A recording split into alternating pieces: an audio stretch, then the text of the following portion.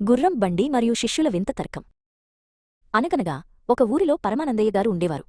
ఆయనకు 12 మంది శిష్యులు ఉండేవారు. వారంతా చాలా అమాయకులు, కాని గురువుగారు అంటే వారికి ప్రాణం. ఒకరోజు గురువుగారు తన 12 మంది శిష్యులతో కలిసి పక్క ఊరికి వెళ్లాలని నిశ్చయించుకున్నారు. అందుకోసం ఒక గుర్రం బండిని సిద్ధం చేయమని చెప్పారు. గురువుగారి ఆజ్ఞ ప్రకారం శిష్యులు ఎంతో ఉత్సాహంగా గుర్రం బండిని సామాన్లతో నింపేశారు. బియ్యం బస్తాలు, పప్పులు, బట్టల మూటలు ఒకదానిపై ఒకటి జాగ్రత్తగా పేర్చారు. సామాన్లు అన్నీ సర్దాక గురువుగారు బండిలో ముందు కూర్చున్నారు. శిష్యులంతా బండిలోనూ బండి వెనుకవైపున సర్దుకుని కూర్చున్నారు. గుర్రం బండి నెమ్మదిగా సాగడం మొదలైంది.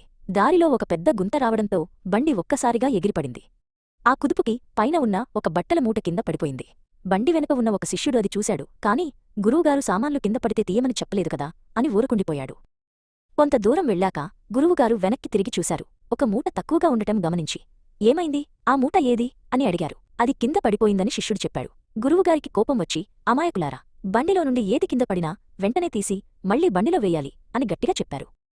కాసేపటికి ప్రయాణంలో గుర్రం పెంట వేసింది.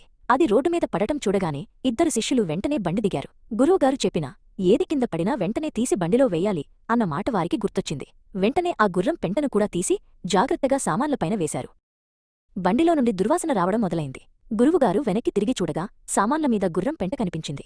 ఆయన తల పట్టుకుని, ఒరే వెర్రినాయనలారా, అన్నీ తీయకూడదు, అవసరమైనవే తీయాలి అని విసుక్కున్నారు. వెంటనే ఒక కాగితం తీసి ఏమేమి వస్తువులు కింద పడితే తీయాలో ఒక జాబితా లిస్టు రాశారు.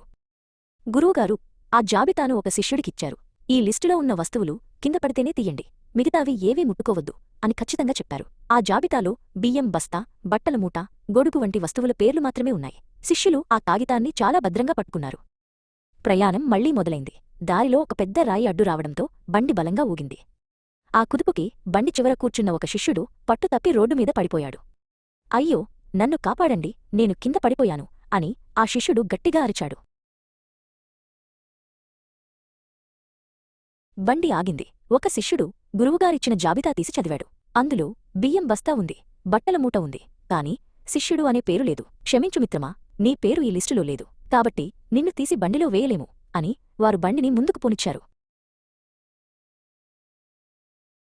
గురువుగారు వెనక్కి తిరిగి చూసి ఒక శిష్యుడు తక్కువగా ఉండటం గమనించారు.